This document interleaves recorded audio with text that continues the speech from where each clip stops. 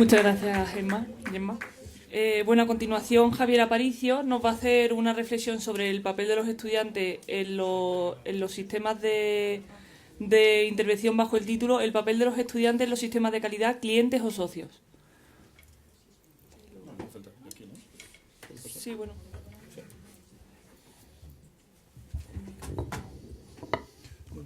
La ventana completa.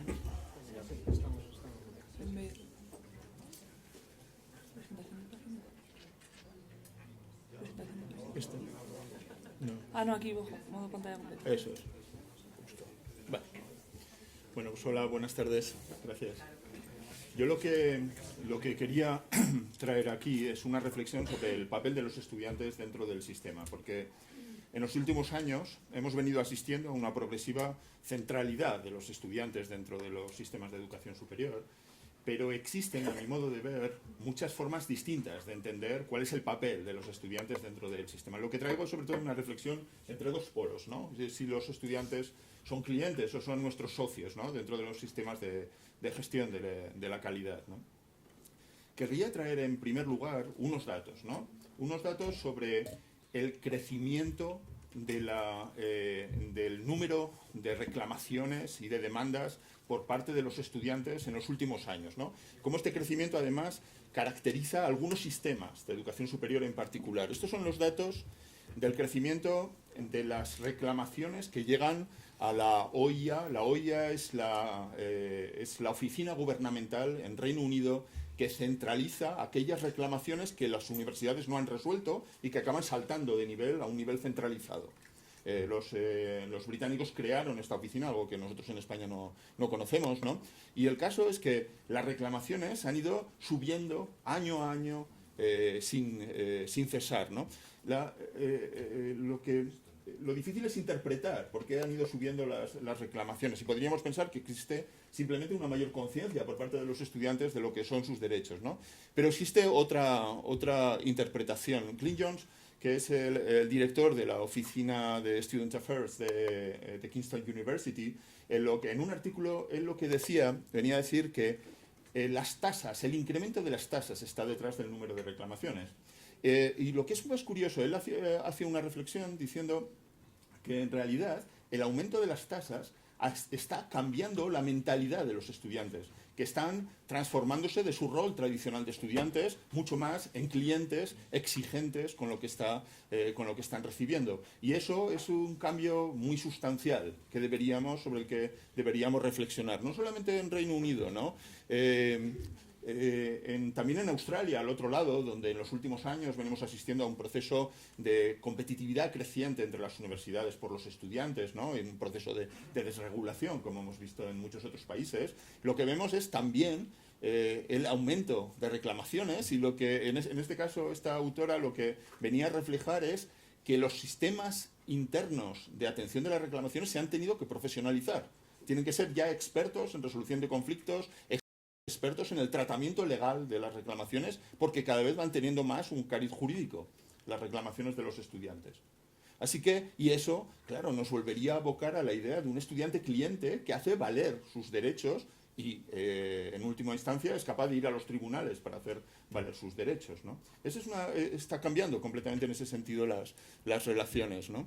Es curioso, Rolf hizo en Reino Unido un estudio entre los profesores para ver si percibían este cambio. Y lo que sacaba es que efectivamente sí, los profesores en Reino Unido empiezan a percibir a sus estudiantes como clientes. Estos son dos testimonios que sacaba en su estudio, ¿no? Cada vez los vemos más como clientes, y como clientes deberíamos darles un buen servicio, lo que creo que en principio es una buena cosa. Y yo me encuentro diciéndoles que si quieren venir a verme, que es en parte por lo que me pagan. Ellos son los clientes y tienen derechos, ¿no? Cada vez nosotros mismos como profesores vamos asumiendo el lenguaje de unos proveedores de servicios y de unos clientes que nos exigen ese servicio, ¿no? Desde mi punto de vista, y viendo un poco los estudios de unos sitios y otros, existen 4 causas que están detrás de esta transformación del papel del estudiante. En primer lugar, es ese incremento de las tasas, ¿no? En el hecho de que existe, si tú tienes que pagar mucho, existe lógicamente la tendencia a reclamar por el valor de tu dinero, ¿no?, para hacerlo. Pero existe también un desplazamiento que es perceptible, que es el hecho de que hay cada vez más una visión muy utilitaria del título como aquello necesario para conseguir después tener un buen trabajo y una buena retribución. Esta idea utilitaria lo que transforma es a la matrícula en una inversión. Y lo que se busca a toda costa es que esa inversión produzca un retorno. Es decir, la visión económica sobre las titulaciones es parte de esa transformación en clientes. Y eso, en realidad, supone un cambio muy, muy importante en el modo de ver, ¿no? Y es muy curioso, porque esa percepción utilitaria del título, como inversión que exige un retorno, en realidad cambia el tipo de exigencias que los estudiantes pueden hacer. Y lo que vemos, y es un poco lo que Rolf recogía en su estudio, es que cada vez más los estudiantes quieren las cosas muy claras. Es decir, esto es lo que hay que aprenderlo con este método y eso te asegura el éxito. Si lo pensamos, en realidad es bastante lógico, porque si yo tengo una inversión inicial, lo que quiero es que tu institución me asegures que trabajando de determinado modo, haciendo las cosas como tú me dices, el rendimiento de mi inversión está asegurado. Esto es un cambio importante, porque ¿dónde están aquellos problemas complejos, el traerlos con nosotros a las investigaciones? ¿Dónde están toda aquella filosofía antigua? No, en realidad lo que tenemos es, como decía Rolf, quieren cada vez más una docencia prescriptiva, en las que se les suministre el conocimiento preciso que se exige, en vez de hacer sus propias lecturas y sus propias indagaciones. Todo claro. Esto es lo que hay que aprender, este es el método para aprenderlo y esto te da el resultado no solo en el título, sino lo que necesitas para conseguir tu trabajo. Es esa visión utilitaria la que se acaba transformando el propio acto docente, ¿no? Los otros dos factores son igualmente importantes porque van empujando en la misma dirección. La primera es la progresiva transformación que vamos asistiendo en Europa a la educación superior, a la configuración como un mercado. El hecho de que es un mercado y que tengamos que competir por los estudiantes hace que cada vez más las instituciones vayamos adoptando la terminología de los clientes. Lo que ofrecemos es su satisfacción, ofrecemos rentabilidad por su inversión. Así que empezamos a tratarlos como clientes, realmente. Y hay que tener en cuenta que en este contexto de mercado competitivo, para las universidades, la satisfacción del estudiante es la ventaja competitiva. Es el punto de partida para obtener una ventaja competitiva en ese mercado. Así que el estudiante y su satisfacción comienzan a colocarse en el centro del sistema, ¿no? Es importante entender esa ventaja competitiva que cómo transforma, porque hace esta reflexión de Wendy Hall, lo que decía es que el éxito de las universidades depende ya en gran medida de la medida en que son capaces de conseguir mayor grado de satisfacción de los estudiantes de forma eficaz y eficiente entre sus competidores. Esa es la visión. Así que realmente vamos transformando todas las partes. Y claro, los estudiantes, en el momento en que nosotros institucionalmente vamos desplazándonos a esta visión, ellos lo perciben perfectamente cuál es su relación con nosotros. Así que rápidamente van transformando su rol. Lo que quería era ver cómo esto, en realidad, está haciendo cada vez más dominante una concepción. Saben que durante muchos años en toda Europa hemos estado debatiendo sobre las definiciones de calidad, qué significa la calidad de la educación superior, etcétera, ¿no? Pero hay una concepción que, viniendo sobre todo del campo de Estados Unidos, va cada vez más imponiéndose en una cultura donde no era muy propia, que es la cultura europea de la educación superior, que es el hecho de cada vez concebir más la calidad como satisfacción del estudiante. ¿Y eso qué significa? Pues lo que significa es una cuestión muy sencilla. Y es que los criterios de calidad son las expectativas y necesidades de nuestros clientes estudiantes. En la medida en que la satisfacción es el grado de cumplimiento de las expectativas, que es lo que la literatura llama el gap entre las necesidades, entre expectativas y resultados, se configura como el núcleo donde centrar toda la evaluación de calidad. Así que, es verdad, las perspectivas de los estudiantes, porque estos son percepciones, no es otra cosa, es como la satisfacción, es una percepción y depende de sus percepciones. sus expectativas, al fin y al cabo, o sus percepciones de los resultados que han obtenido. Se empieza a transformar en el centro. Así que nos vemos cada vez más con estudios de expectativas de las opiniones de los egresados sobre la formación recibida, es decir, cada vez más las percepciones de los estudiantes las vamos incorporando a nuestra propia gestión de calidad, lo cual está claramente en línea con lo que estamos viendo. ¿Y cómo se produce la evaluación? Pues, lógicamente, lo que hacemos es dos cosas: muchas encuestas a los estudiantes, muchas encuestas de satisfacción, porque es un ítem claro para empezar a valorar ese ítem, y dos, reclamaciones y sugerencias. Y en todos los sistemas, incluidos los ESG, cada vez más van teniendo una presencia clara los sistemas de reclamaciones y sugerencias. Lógicamente, si son clientes y tienen derechos, necesitamos un sistema fuerte de atención de esas reclamaciones. Así que, en realidad, todos vamos cambiando nuestra cabeza hacia este paradigma. Y todo se va desplazando en este sentido. Y deberíamos ser conscientes para ver si estamos de acuerdo o no estamos de acuerdo con este desplazamiento y lo que supone este desplazamiento, en realidad. Y, por último, ¿cuáles son los objetivos? Los objetivos son la retención, la fidelización de nuestros estudiantes. ¿Son objetivos de marketing? No son objetivos educativos. Pues es importante entenderlo. En un entorno competitivo, donde las universidades se juegan mucho en el mercado, se juegan su propia supervivencia, la retención y la fidelización, lógicamente, entra a ser el objetivo número uno. Así que su satisfacción es el mejor de los criterios posibles, de las concepciones posibles de calidad, ¿no? Yo querría que lo comparasen con... Perdón, intento ir más rápido de lo que habíamos previsto. Yo lo que quería es hacer una reflexión sobre las ventajas que tiene esta concepción, esta manera de concebir la calidad, ¿no? Yo creo que tiene una ventaja clara, y es que nos permite alinear la calidad de la educación superior con la calidad de muchos otros sectores. De hecho, nos lo permite alinear muy bien con los modelos dominantes, con el Total Quality Management o con el FQM, donde la satisfacción del usuario siempre ha estado en el centro. En otros sectores es obvio. Así que nosotros vamos alineándonos con esa perspectiva. En realidad hay una buena defensa de la calidad como satisfacción, y es el hecho de que en ninguna otra concepción de calidad la perspectiva del estudiante está más en el centro. Si lo pensamos, son sus percepciones las que cuentan como criterio de calidad. Así que en ninguna otra está más en el centro. Así que podría considerarse un avance. Por otro lado, viene bien, porque clarifica muy bien todo ese debate sobre qué es la calidad, si es efectividad, si son recursos, si son... No, es muy fácil ahora. La calidad consiste en lo que el estudiante piensa, y los criterios para juzgar la calidad son las expectativas que el estudiante tiene. Así que es bastante fácil. En realidad es también muy fácil medirla. Basta con pasar encuestas y entonces ver cuál es su grado de satisfacción. Es más, y mucho más importante para la constitución del mercado, esas encuestas nos permiten tener una evaluación de calidad cuantificada que es fácilmente disponible en tablas comparativas.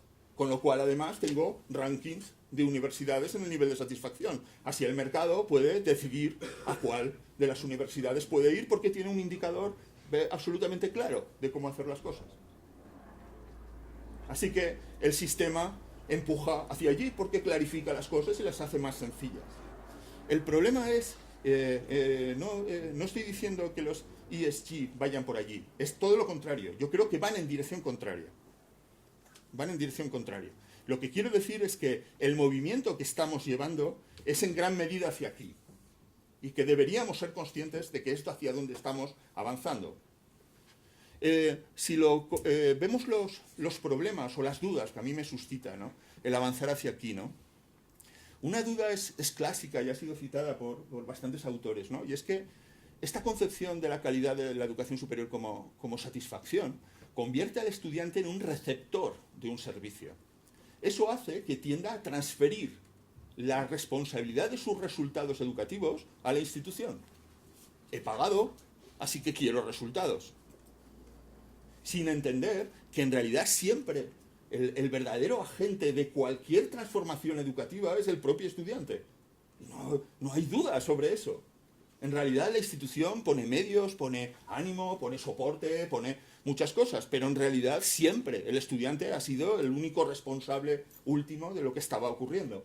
Pero sin embargo esta mecánica de entenderlo como satisfacción parece que aligera la responsabilidad de los estudiantes y la carga sobre las instituciones. Lo grave de esto es que eso lo que conlleva en términos de cambio, porque entonces si quiere resultados, lo que tiende, y es una tendencia, tiende a exigir es, de nuevo, las cosas claras. Es decir, una especie de transformación de la educación superior en una academia que donde yo aprendo las cosas que tengo que aprender para salir adelante, sacar bien el curso, poder graduarme y además poder obtener el trabajo. Esa especie de tecnificación de la educación superior para obtener ese tipo de esquema, ¿no? Y a mí, personalmente, ese tipo de esquema me preocupa. Me preocupa porque me parece una degradación de la educación superior. Hay otra pregunta que es interesante, ¿no? Es cuando los estudiantes expresan su nivel de satisfacción, reflejan la calidad de los procesos educativos. La respuesta es en buena medida sí.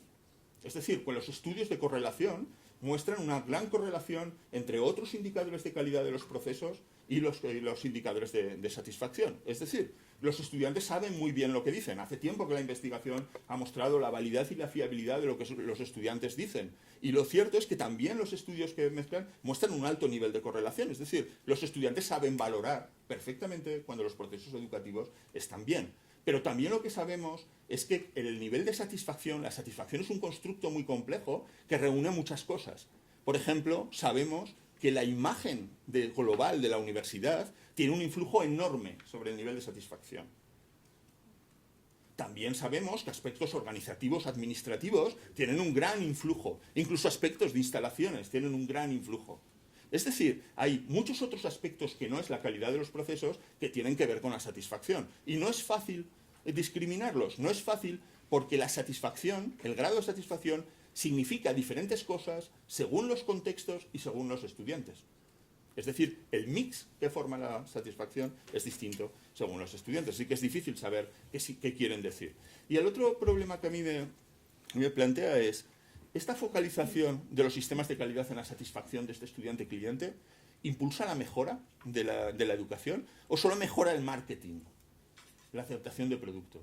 Solamente una cuestión, y es que cuando vemos las encuestas de satisfacción, por ejemplo, la encuesta de satisfacción más pura que hay, la más utilizada comercialmente, es la encuesta Noel-Levitch. Cuando vemos los resultados de la encuesta Noel-Levitch, yo nunca sé cómo interpretarlos. Porque en realidad no hay quien interprete la satisfacción. La satisfacción para ti significa una cosa distinta que para mí.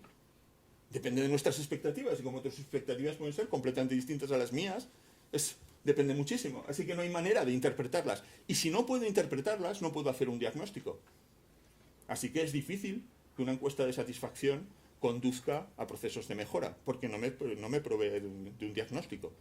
Lo que me dice es si las cosas están bien o mal, en general, pero no me dice en qué están bien y en qué están mal, y cuáles son mis puntos críticos y mis puntos fuertes. No me habla de eso, porque es imposible que me hable de eso. Bien, yo querría... ¿Podemos avanzar? Está intentando conectarse. Está vivo. Bien, yo querría contrastar esa visión de la calidad como satisfacción con otra visión muy distinta, ¿no? Otra concepción muy distinta de la calidad, que es la calidad como buena experiencia de aprendizaje de los estudiantes. Si entendemos esa concepción de calidad, en realidad lo que vemos es que los criterios para la evaluación de la calidad son completamente distintos, porque los criterios surgen de modelos de buenas prácticas que la investigación ha ido mostrando como asociadas a buenos resultados de aprendizaje. El modelo más conocido, más repetido, es el modelo de Chickering y Gamson que publicaron en el 87, ¿no? En 1987. Pero por supuesto hemos ido haciendo muchos más, ¿no? Nos costaría un seminario entero intentar hablar de estos modelos ahora, ¿no? Solamente yo querría constatar uno de los aspectos que cada vez ha ido tomando más importancia dentro de estos modelos de buenas prácticas, que es la orientación hacia el aprendizaje profundo. La orientación hacia el aprendizaje profundo, la idea de Deep Learning, ha ido ganando enteros conforme hemos ido comprendiendo mejor todos los procesos educativos. Y precisamente, un estudiante orientado al aprendizaje profundo es aquel que es un aprendiz autónomo, capaz de autoevaluarse, de autocontrolarse que va más allá de lo que le pide la evaluación, que está buscando respuestas a sus propias preguntas. Es decir, que funciona por la voluntad de saber sobre una materia que le interesa. Esos, con diferencia, son los estudiantes que mejores resultados obtienen en términos de desarrollo y aprendizaje. Con diferencia. Pero fijaos qué diferente es a ese estudiante cliente que pide cosas claras, bien digeribles y con un método preciso que me lleve al resultado que deseo. En realidad no tiene nada que ver, ¿no? Hay otro factor. George Koo, ya sabéis, su equipo fue el responsable del NSE, el National Survey of Student Engagement, que se aplica en buena parte de las universidades norteamericanas. George Koo, después de años estudiando qué es lo que hacen las universidades excelentes desde el punto de vista docente, él en un artículo, en verdad que en una entrevista, decía, así que hoy cuando se me pregunta qué podemos hacer para mejorar el éxito y la implicación de los estudiantes, tengo una respuesta. Ya tengo una respuesta. Haz posible que todos los estudiantes participen en al menos 2 actividades de alto impacto durante su grado.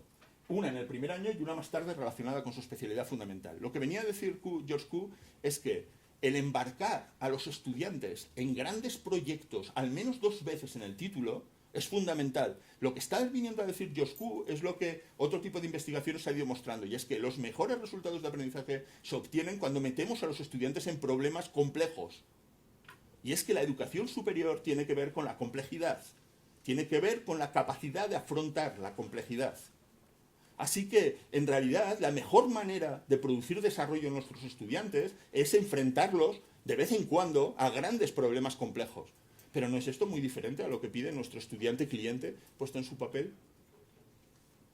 Así que, cuidado, porque lo que nos dicen las buenas prácticas no es exactamente lo que coincide con lo que ese estudiante cliente, entendido como cliente, puede estar empezando a demandar.